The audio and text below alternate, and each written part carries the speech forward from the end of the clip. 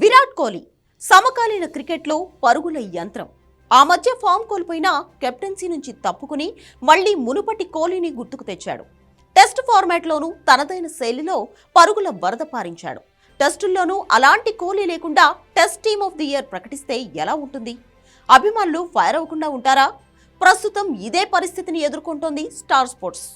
Test క్రికెట్లో ఈ ఏడాది అత్యుత్తమ ప్రదర్శన కనబరిచిన ఆటగాళ్లతో కూడిన ప్లేయింగ్ 11ను స్టార్ స్పోర్ట్స్ ప్రకటించింది.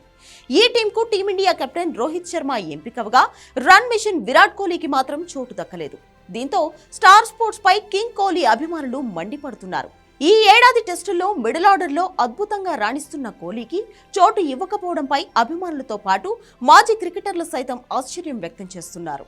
ఓపెనర్లుగా ఉస్మాన్ ఖవాజా, రోహిత్ శర్మ 3-4 స్థానాల్లో వరుసగా England veteran Joe Root, Kiwis captain Kane Williamson ను స్టార్ స్పోర్ట్స్ ఎంపిక చేసింది. 5వ స్థానంలో ఆసీస్ విధ్వంసకర ఆటగాడు ట్రావిస్ హెడ్ కు అవకాశం దక్కింది. నిలకడగా రాణిస్తున్న కోహ్లీని ఎంపిక చేయకపోవడంపై ఫ్యాన్స్ స్టార్ స్పోర్ట్స్ ను దారుణంగా ట్రోల్ చేస్తున్నారు. ఇదే విషయంపై టీమిండియా మాజీ ఆల్రౌండర్ ఇర్ఫాన్ పఠాన్ సైతం స్పందించాడు. ఈ ఏడాది టెస్టుల్లో 55 బ్యాటింగ్ యావరేజ్ ఉన్న కోహ్లీకి ఇయర్ ఆఫ్ ది టీమ్ చోటు దక్కకపోవడం షాకింగ్ గా ఉందంటూ పఠాన్ వ్యాఖ్యానించాడు. 2023లో ఇప్పటి వరకు 8 టెస్టులు ఆడిన విరాట్ 54.09 సగటుతో 595 పరుగులు చేశాడు. దీనిలో 2 సెంచరీలు, 1 హాఫ్ సెంచరీ ఉంది. అటు వన్డే ప్రపంచ కప్లోనూ కోహ్లీ దుమ్ము రేపాడు. ఏకంగా 700కు పైగా పరుగులు చేసి టోర్నీలోనే టాప్ స్కోరర్గా నిలిచాడు.